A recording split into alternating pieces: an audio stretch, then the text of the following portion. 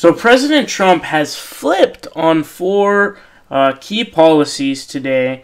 It is April 12th, 2017, so mark the date. We got some flips. But here's what The Hill says. They say, quote, President Trump on Wednesday flipped to new positions on four different policy issues, backing off of several campaign promises. In an interview and a press conference, Trump either shifted or completely reversed positions on matters of foreign and economic policy, including how to handle China and the future of the Federal Reserve chairwoman. So the first of these is labeling China a currency manipulator. So here's what The Hill says. They say, quote, Trump told the Wall Street Journal on Wednesday that China is not artificially deflating the value of its currency, a big change after he repeatedly pledged during his campaign to label the country a currency manipulator. Quote, they're not currency manipulators.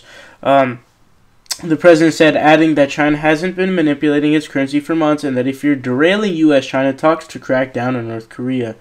So he said this in a tweet. I mixed tweet and quote on 2012.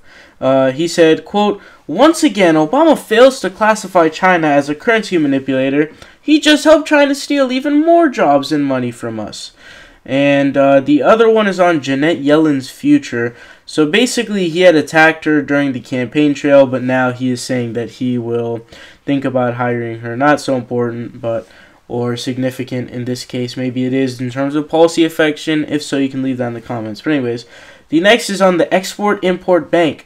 So to say, quote, Trump also threw support behind the Export-Import Bank, which helped subsidize some U.S. exports after opposing it during the campaign. Quote, it turns out that, first of all, lots of small companies are really helped. The vendor companies.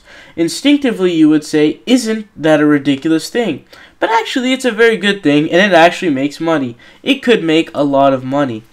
Okay, so his whole demonization of basically any global economy, which I generally agree with, but I don't agree with demonizing countries like Mexico, rather demonizing the companies who hire these people.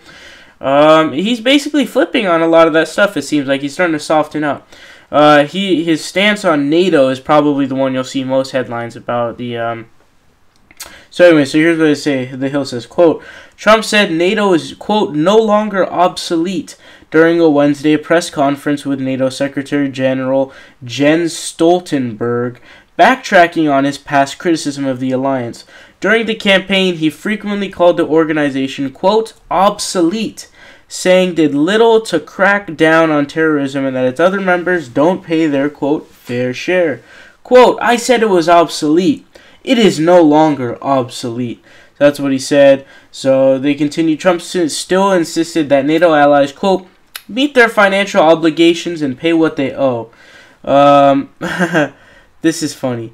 So we got a ton of softening on a lot of the policy positions currently, but it just shows you that he doesn't have any real convictions or any of these sorts of things. It's more just I don't even know what to call it anymore, but I think the neocons are definitely taking over his administration at this point, and we are going to be going more towards a George W. Bush type of thing. And I would tell you that this will lead to like a Democrat win, but honestly, with a lot of the corporate Democrats, none of the real lefties are for the Syria strike, but it seems to be the case that many corporate Democrats are actually like that. But again, Trump doesn't have any principles. The dude's a complete joke.